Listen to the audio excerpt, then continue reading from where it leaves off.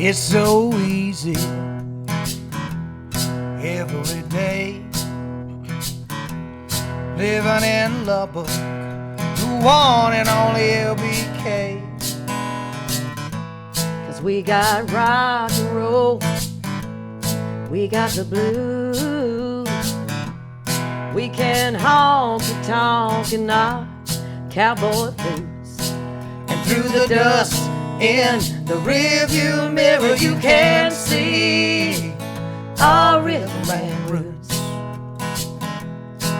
And through the dust in the rearview mirror, you can see our rhythm and roots. Welcome to Season 2 of LBK Rhythm and Roots Podcast. I'm your host, Jason Robertson. It's a beautiful sunny day here in the LBK. This is a sneak peek of Season 2 of LBK Rhythm and Roots.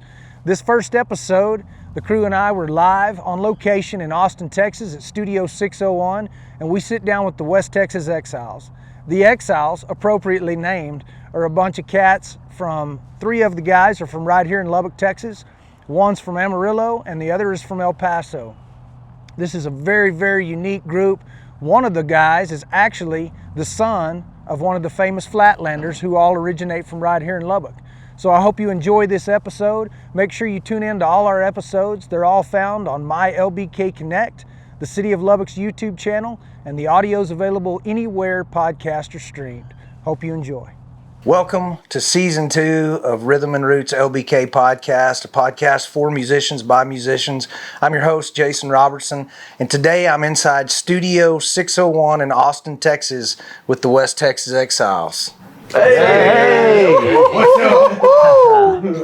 Man, I'm so excited to be here. I appreciate you guys doing this and allowing me the opportunity to come catch y'all while I'm in town. Yeah, thanks for having us. Yeah. Appreciate it. It's good to see a fellow Lubbockite. Yeah. Could y'all smell the dirt on me? Oh, yeah. Yeah, the dust just blew in Wednesday. Yeah. Right? Okay, so let's get to know everybody. We've got Daniel on the end. You're from Amarillo, is that correct? Sir, yeah, Amarillo, Texas. Marco from El Paso. El Paso, born and raised All right. up until 2009. All right. We got Eric from Lubbock, Texas. Lubbock, Texas, man. Colin from Lubbock. Also, And- yep. Trinidad from Lubbock. Yes. Hometown Lubbock or leave heroes. it. Yeah. This is a group of West Texas exiles, Yes, sir. isn't it? Oh, yeah. Exiled by choice, not Yeah. by... Yeah. Not, yeah, for the most part. Yeah, for the most part. Just to see what's on the other side of the state. The original one right there. That's the original. There you go. Yeah. That's right, man. So let's just talk about maybe each individually, and I don't care who wants to start, just your background, where you came from, musical background, how you got playing music, and then how you ended up in this group. Let's start with Marco. Marco was the one that kind of started this whole Ah, yeah, man. I've been playing guitar since I was a kid. You know, about 13. Before I picked up the guitar, I wanted to be a fighter pilot. That was my life dream. And then my dad bought me a guitar and just never looked back. You know.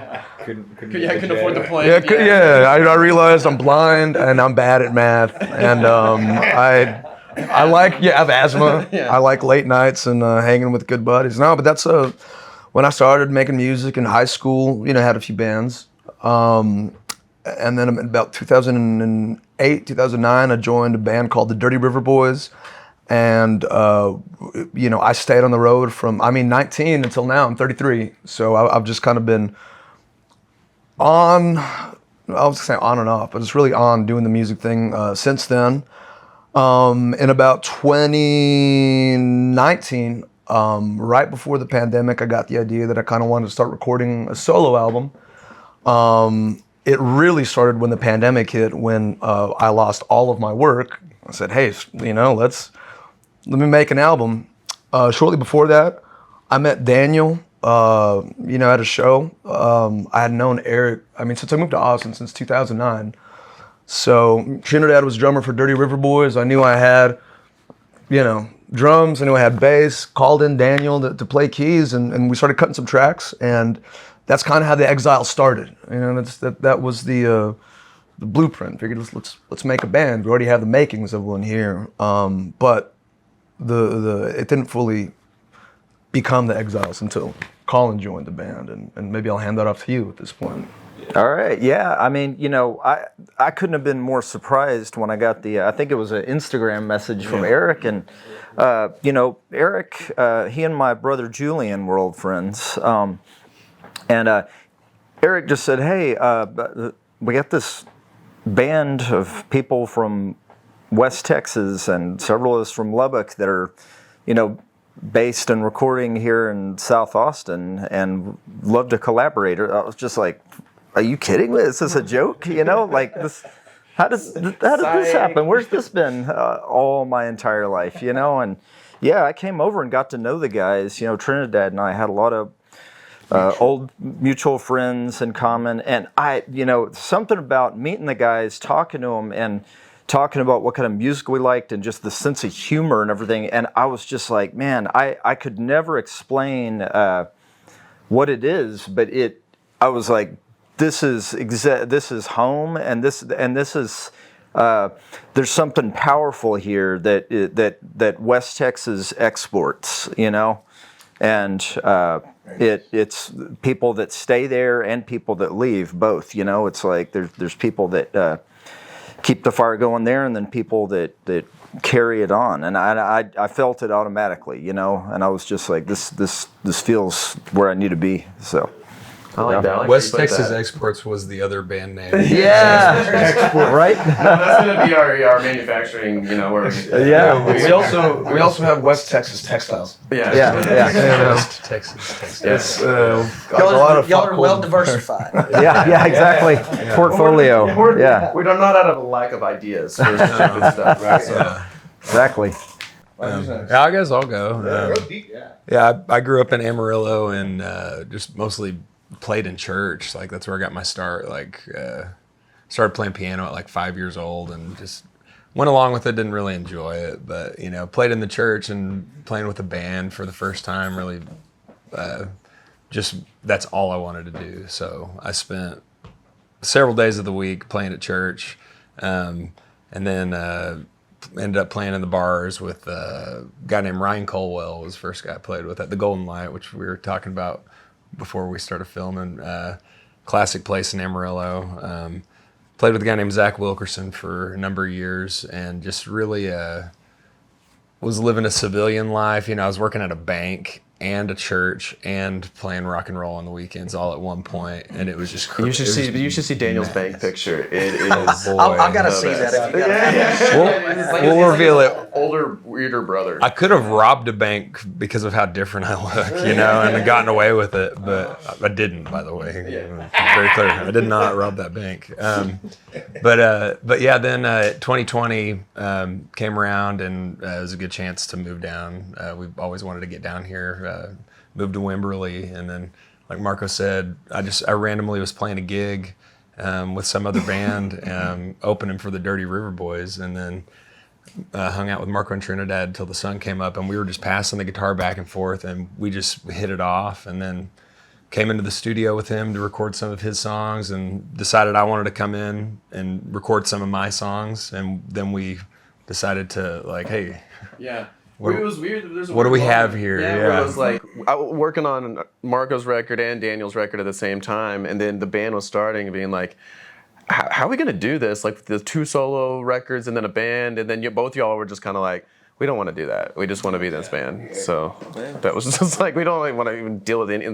So all the songs now, yeah. Sorry to cut you off, but I wanted to. No, that's it. That's where that was the end. So yeah. Well, you're good. Like you kind of tied this all together, man. 601. I mean, it's just, I don't know. Going through life and being, I played in a lot of bands, and I guess I can go to the origin story here in a second. But yeah, to echo what Colin said, when Daniel walked in the studio, I mean, I'd known Marco for a long time, and I was a sound engineer. Whenever I stopped playing music for a while, I was like, I'm just gonna do sound engineering because it'll burn you out. You work with different bands and different people, and be like, I don't want to do this anymore. And then it never died, never went away. So I will still continue to play. But Dirty River Boys were one of my favorite bands to work with, and just in general. Like there's nothing like that. And so Mine too. to get it to be like, for Marco to be like, yeah, let's cut this record out in my studio. I was like, oh, that's so freaking cool. And then to be in the band with him now, it was just. And then Colin is in the band, which is also I was a big fan of Colin's music when we moved here. You were just putting out like Black Vines and Circles in the Yard and You That I Knew, and I was like just genuinely liked the music. And now we're playing those songs in the band, and I'm like, it's so much fun, man. And like when I met Daniel, he came in the studio, and the first thing he played was Mr. Sandman on guitar. Like, we should maybe have him do that because it's. I was like, who is this guy? Like, and he just immediately just starts playing and like singing, and like, okay, yes, like totally in. And then just the vibe, and then you meet Trinidad, and Trinidad is just there's nobody like Trinidad I've ever met in my life. No, the positive energy that comes from Trinidad is really like a lot of the fire that just keeps going. It's like how we interact together is like what makes this work. It's the personalities and how we support each other, and then the music is like obviously everything as well. But like it doesn't work without that. And like this configuration is somehow it's just like better than the sum of the parts, you know. I gotta say, I'm not sure if I would be sitting here if it weren't for Trinidad, man. I went through some hard times past couple of years, and T took me in, and yeah, man. You've done a lot, man. Yeah. Talk a little bit. Lubbock, Texas. I started playing drums when I was like 8. I have an older brother, Henry, that he basically, I kind of just caught to it, you know. And growing up in Lubbock, like in the early 80s, mid 80s, just discovering all the music and playing all kinds of different styles of music. And I've gotten to mix it up with some really cool cats back in the day that I didn't realize what I was doing. I think playing with Lloyd Maines before, and at the Cotton Club one time, and Junior Medlow, he was one of the Cobras. I actually was a sit-in drummer for him, and it's wild because then my journey took off. I left Lubbock. I played psychedelic music. I had a period where I was playing more of a heavy rock, lead singer, heavy rock band, toured all over the world. Hold on. Lead singer on drums of a 3-piece rock band. Yeah. And it's awesome. Like, go check out Dixie Witch. Go check out that band. It was a trip because I think I was just finding myself. I worked in record stores all through the 90s, but for me, the drums are the heartbeat. It's just about the spirit and the energy, and it's helped me survive in this life that's had its nooks and crannies and turns and ups and downs. And meeting Marco, like I said, I left that world. I went civilian for a little bit, and then got back into it and mixed it up, playing rock and roll. Band called Grady and Honky, Gordy Johnson, Jeff Pincus, a bunch of different people. And but it got to where I became a session guy, got into the R&B world, and Soul Man Sam Evans, he's a local great guy, Memphis soul man. He kind of took me in, so I learned about the backbeat and the pocket and all that kind of stuff. But then through mutual friends, I met the Dirty River Boys and Marco, and I was blown away by the sounds because I wasn't familiar with that whole Americana movement that was happening at the time of the Texas movement. And just Marco's songs were so compelling to me, and his spirit and passion on the stage. And I just connected with him, and we just he's like a brother I never had, you know. And I'm very thankful to be a part of this, you know. But basically doing with the Dirty River Boys, just learning how to play with songwriters, and these guys have been so great, and we just work well together because I think we've all had past experiences that didn't go great in bands, or didn't, you know, we did it wrong, or just it didn't work out. But this has been just a coming together of veterans that are just, we believe in each other, and we talk to each other, we get along, and we love each other. Mm-hmm. And not to mention our better halves. Yeah. It's just a whole family, man. And that to me, that's the essence of what brings something special, is that family style, and that, you know, and we could talk to each other, support each other with everything, you know. So for me, the West Texas Exiles is a culmination of my life as a drummer, and it all kind of came full circle. Like Colin's talking about first time sat, you know, and we're talking about Lubbock, and there's this band called Los Tornados that I played with for a little bit, and just like he was at the show, you know, and stuff like that. But I think it's just, we just all gelled and clicked, and I'm so excited about all the music that we have, the stuff that's coming. So we're just growing, every day, and we're in the middle of South by Southwest. We're 6 shows in, and they've all been killer. You know? Oh yeah. You can't deny it when there's love on that stage. You can feel the energy, man. Definitely. It's just there. You know. So we just we're trying to guide this ship into the great wide open, and we're finding our way. You know. So good things are happening. Yeah. These dudes, it's all about love. That's right. Yeah.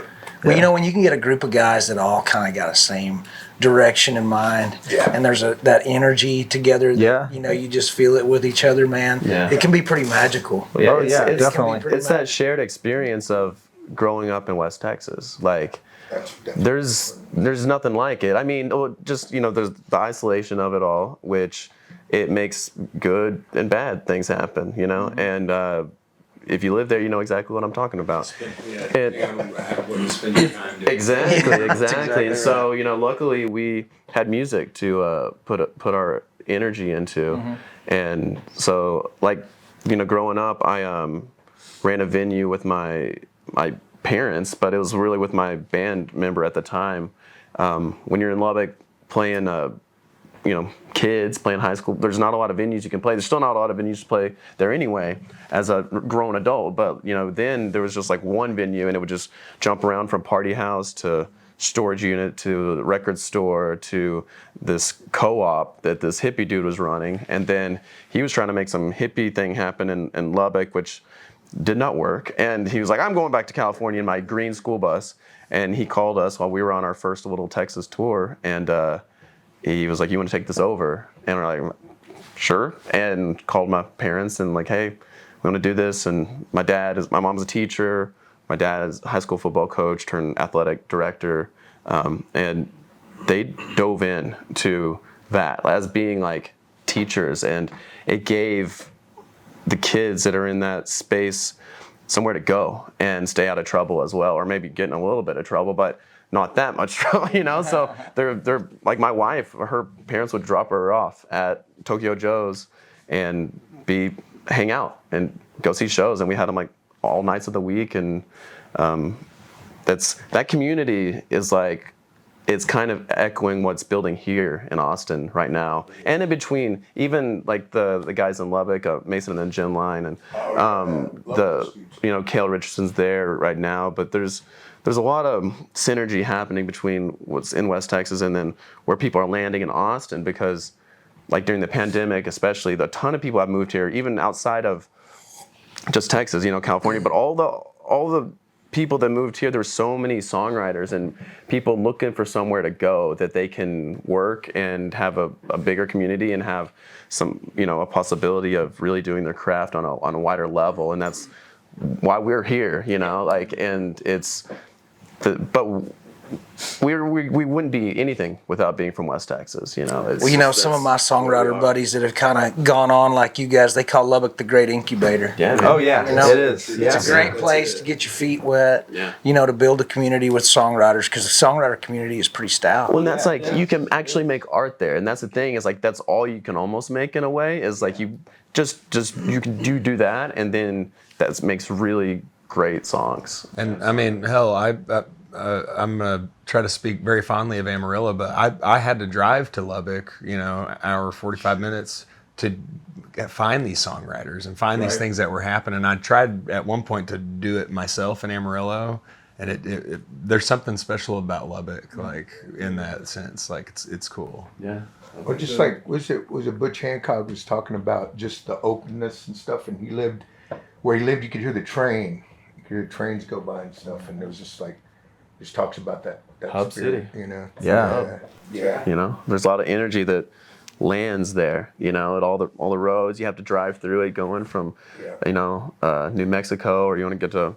It's just a stop in the middle of nowhere, but that's grown something that's really cool. Well, it turns out when you're on tour, especially like back in the day, like some of the big names, like that's why they stopped in Lubbock too. Yeah. You know? Yeah. People it's on the way. It, you know, it's on the way, and it became a thing. Yeah, it's cool. Well, and the people there really truly love music. Yeah. I mean, they do. There's a huge passion for music there. I remember the Lubbock Municipal Coliseum and seeing all kinds of killer shows there. Well, now, you know, they've got the new Buddy Holly Center. Right. Yeah. It's incredible, man. They're having some killer shows. It's great. Yeah. So let's talk about, you guys got a lot going on this week at South by Southwest. 7 shows already. Today's Thursday, is that right? Yeah. 7? I think so. This is Something like number that. 7. Have y'all stopped counting? Yeah. Yeah. 7, yeah. I don't know. And then we have 6 more Yeah. after today. Yeah. Nice. 2 Y'all days. working on a new record? Is that right? We are. Yeah. We got a Constantly. yeah. We released Marco's the first single from it, and it's kind of one of those things where like we want to do a record, we want to keep putting music out. We definitely know this song's going to be on that record. Let's put the song out. Let's just we're building the record. We have, I don't know, we probably have like 4 songs down for it right now, trying to 10, 12 or something. But Daniel's song's coming up next, a new one from him. We're going to release probably in April. And yeah, I mean, we're stoked to go play Cactus Theater. That's with Jimmy right. Dale. Oh yeah. With Colin's We're dad. looking for. Yeah, with my dad. We're So your dad is, for the people watching that don't know, is Jimmy Dale Gilmore. Jimmy Dale Gilmore. Legendary Yeah. Flatlander. Yeah, yeah. Yeah, I'm looking forward to that show, man. 29th at the Cactus Theater. 29th of and this will be the first time with all of us and my dad together playing back in Lubbock. So it's going to be a special moment. your dad you know? excited? He is, yeah. It's so much very fun much. playing with Jimmy. Now, y'all are backing him some, right? We're back and we'll open the show and then we'll back him up for his set. So Yeah, it's great. He's just like he's the West Texas Exile too. Yeah. It's just having a fourth guy, fourth songwriter in the band, and it couldn't be cooler, honestly. And also, fun fact, he's Smokey in The Big Lebowski. yeah. If you know that movie, he's in that, and that was really cool. I forgot that he was in that movie. Yeah, he's in that movie, man. That's a movie's gift that keeps on giving. It's funny. It'll die out and then just a whole new generation will be rabid for it, and never would have known that. I don't even think the Coen brothers suspected that, I want to talk a little bit about what you guys are doing today at Captain Quack's. That's a pretty interesting little kind of dynamic that's going on there. So who wants to talk about that and kind of explain what that's all about today? Well, I would do that, but I actually am not exactly sure what's happening. No, we have a buddy. His name's Aaron Rockland. Rockland. Yeah. He's become one of the earliest and biggest advocates for the West Texas Exiles. He has just done a lot for us. He's a great guy. He is also, I guess, head of the psych department at UT. He's a professor at UT in psychology. And from what I understand, we're gonna play a few songs, and he's calling every time he texts us. He's saying, "Get ready for family therapy today." Yeah. So I guess we're gonna really into lyrics and things like that. Yeah. Listen to a lot of Van Dawes. He hooked up with those guys, and he does these things where it's just kind of set and get intimate, This is going to be. He did that with Dawes, a similar thing, but this is where he's kind of branding it. It's called Under the Rock. Yeah. And this episode will be called Inside the Exiles. So That's cool. We're kind of the pilot. We're the pilot, the guinea pigs for this thing, and it's going to be at Captain Quack's. That name is great. Yeah. Captain Quacks. Captain Yeah. Quackenbush. Oh, Captain Quackenbush, or It's Quacks even for better. short. Short for Yeah. Well, I was asking Eric before we started, if he was trying to, kind of dig into the mind about maybe if it's from life experience or when you're telling a story in a song, how you get there. Is that kind of the idea? That's totally where it's going to go. Okay. Is he going to ask you some really weird personal questions Probably. too? Probably. Probably. The thing is, knowing Aaron. The thing is, I mean, I personally can say this, in my songwriting, it's usually something kind of dark and sad masked in this happy tune. And so I enjoy often that stuff down. And then I bet you feel you probably just make a sad song also sound sad more often. But, Professional sad boy. but yeah, it's going to be cool to we're always open to talk about that stuff, and I think good songs mean something and should be talked about. Totally. Yeah. That's what I love about their songwriting. It's just, it's the stories are great, and just the human vibe of them. It's just great. Yeah, so many good ones. Yeah. Well, I don't know about you guys. I was talking to maybe Colin earlier about it, or Eric, but I write with a couple different people back in Lubbock, and I'll have a song that maybe is going a direction. I have an idea for a song, and when I collaborate, maybe I bring somebody in, I'm stuck or want to work on something with somebody, it may go a totally different direction. You know, that different perception of what maybe that hook means to somebody, or you know, the melody makes them feel a different way than it's making me feel, you know, and it takes it a whole new direction. So I bet that's cool to kind of dive into that a little bit with somebody who's got a little psych experience. And we'll find out. He'll get us started talking, and we won't shut up, and he'll have to. Well, it's like Hotel Tomorrow, prompt the right? next You song. had the initial idea, but that's the first one that there was a collaboration on, right? It's like, for sure. Yeah. I just had a verse and a chorus, and it was that's. I guess we can go into that story. I feel like we already talked about it, but that was just last night at the show. It's been a long week, so we didn't already talk about it here. So the song "Hotel Tomorrow," which was our second single we put out, I had the first verse and then the chorus, which was "Thoughts of tomorrow, yesterday's sorrow," and just not the most original idea, but just like a feeling and.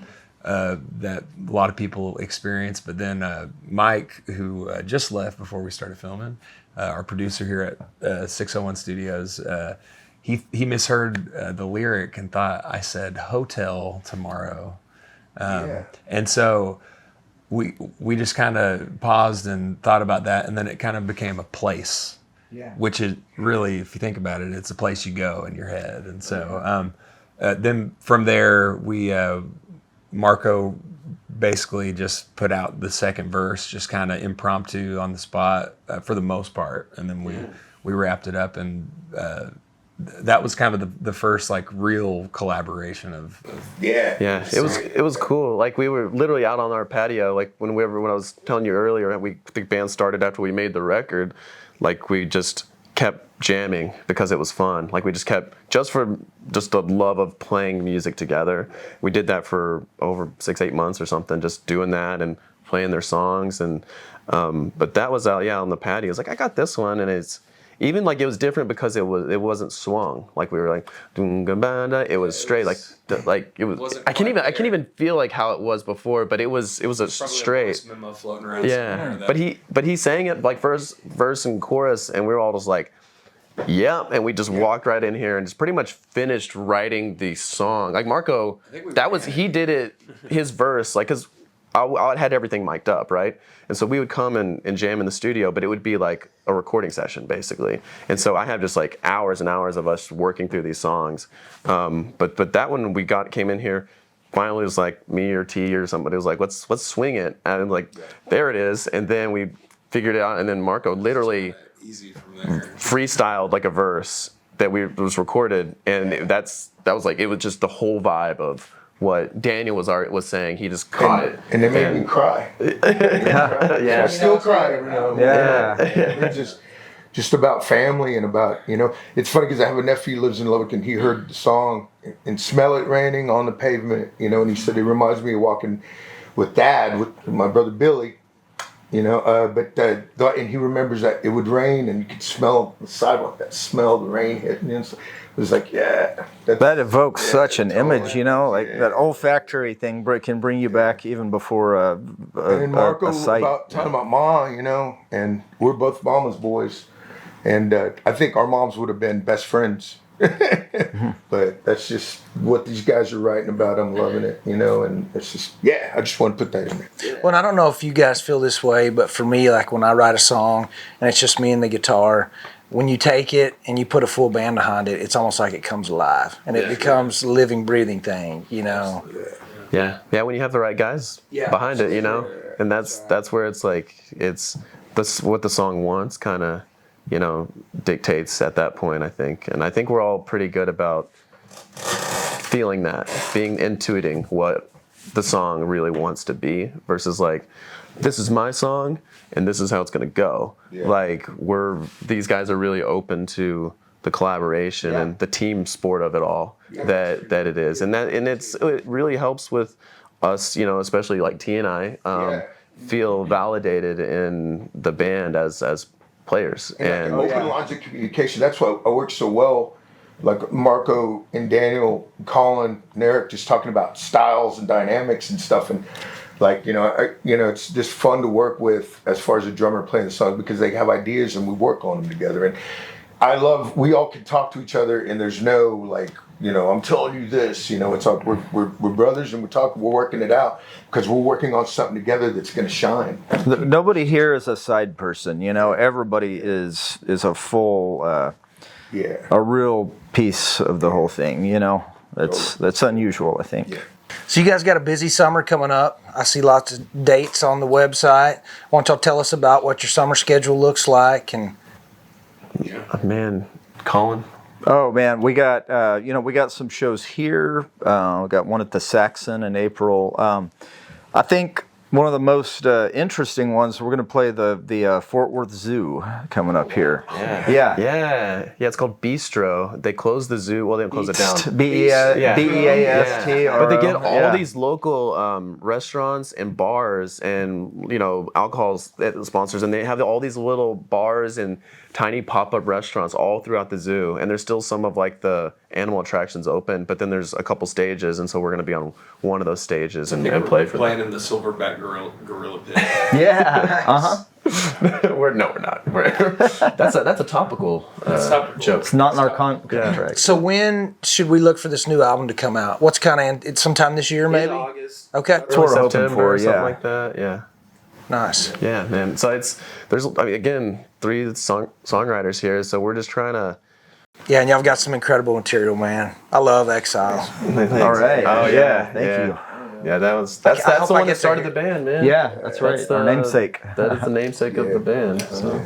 Yeah, we got lots of material. It's with how busy we are. We're literally doing a little bit of everything all the time. So when we're not on the road, we're in the studio rehearsing or recording, and it's Daniel's doing all our graphic design. So everything that you see, that's pretty much Daniel's doing it. It's a huge team effort just on the social media fronts, and we're just we're all doing it. Yeah. That's good. So where can people find you on social media? Website, social media. What do you guys? All of it, man. All the above. West Texas Exiles. That's our Instagram. That's our Facebook. That's our website. That's our LLC. That's everything. Okay. Perfect. Yeah. Tours, is your tour on your website schedule? Up there. Okay. Pretty much any website we could be on, we're on. So other than some of the ones that we could be on that. Yeah, maybe for after hours. Yeah. If we get desperate, we might. Yeah, that's what we need.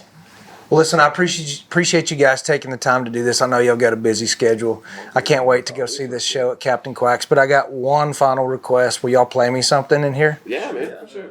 Hey, we're the West Texas Exiles. This is our new song, What Happened.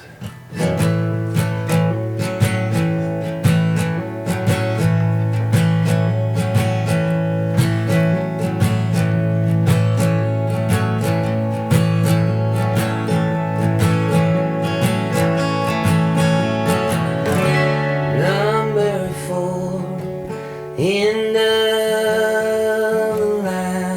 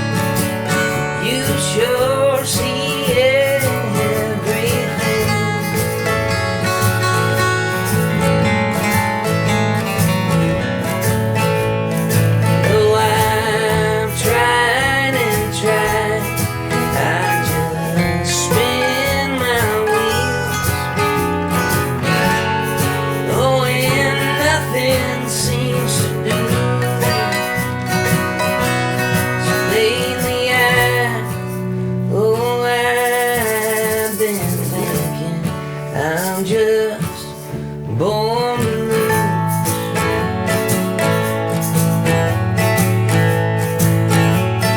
What happened to you? What happened to you? What happened to you? What happened?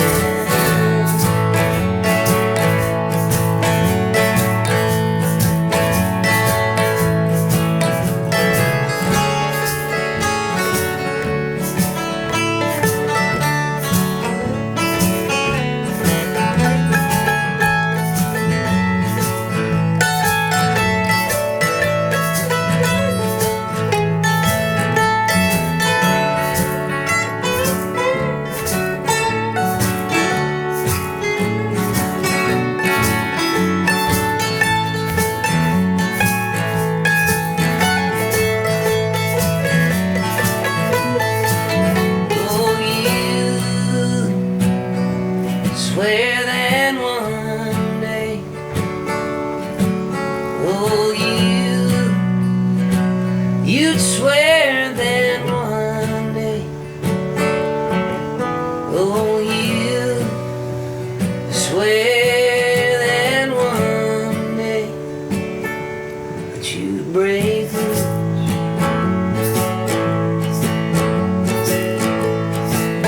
Yeah, you would break loose.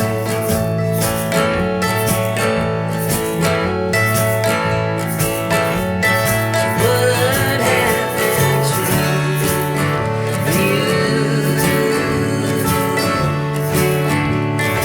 What happened to you?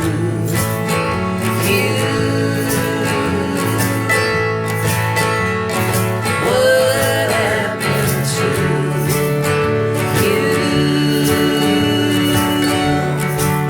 Oh, what